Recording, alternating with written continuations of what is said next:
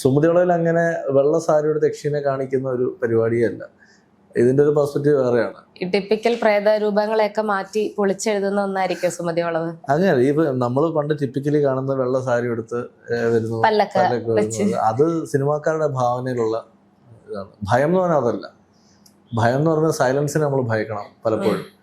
ചില സ്ഥലത്തൊക്കെ ചിലപ്പോൾ ഭയങ്കര സൈലൻസ് ആയിരിക്കും, അവിടെ ഭയങ്കരമായിട്ട് ഭയം തോന്നും എന്ന് പറഞ്ഞത്. അപ്പം സുമതിവളവിൽ അങ്ങനെ വെള്ള സാരിയുടെ ദക്ഷിണെ കാണിക്കുന്ന ഒരു പരിപാടിയല്ല. ഇതിൻ്റെ ഒരു പെർസ്പെക്റ്റീവ് വേറെയാണ്. ഒരു വളവ്, ആ വളവ് വർഷങ്ങളായിട്ട് ഒരു ഗ്രാമം ഭയക്കുവാണ്. രാത്രി കാലങ്ങളിൽ അവിടെ യാത്ര ചെയ്യില്ല. കാരണം യാത്ര ചെയ്യുക വെച്ചാൽ ആ വളവിലെത്തുമ്പോൾ പല എക്സ്പീരിയൻസ് അവർക്ക് ചെയ്യേണ്ടി വരും. അപ്പം അത് കാരണം എന്താവശ്യം ഉണ്ടെങ്കിലും ആ വളവ് അത് രാത്രി കടക്കില്ല.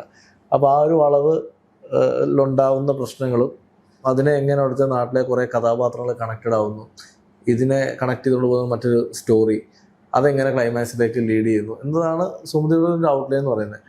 അപ്പോൾ ഇതിലൊരു ഭയം എന്ന് പറയുന്നത് ആ വളവാണ്. കാടിന് നടുക്കുള്ള ഇരുട്ടിൽ അതവിടെ കാര്യം പോകാത്തൊരു വളവ്. അപ്പോൾ ആ വളവിനെ ഫോക്കസ് ചെയ്തിട്ടാണ് സിനിമയുടെ കഥ പറയുന്നത്. അപ്പോൾ ആ വളവിൻ്റെ ബാക്ക് സ്റ്റോറിയാണ് അവിടെ പണ്ട് സുമതി എന്ന് പറയുന്നൊരു പെൺകുട്ടി മരിച്ചു എന്നുള്ളതും അതിനുശേഷം അതുവഴി പോകുന്നവർക്കൊക്കെ ഒരു എക്സ്പീരിയൻസ് ചെയ്യാൻ പറ്റിയിട്ടുണ്ട്, ഇങ്ങനത്തെ ഹോണ്ടഡ് എക്സ്പീരിയൻസ് ഉണ്ടെന്നുള്ളത്.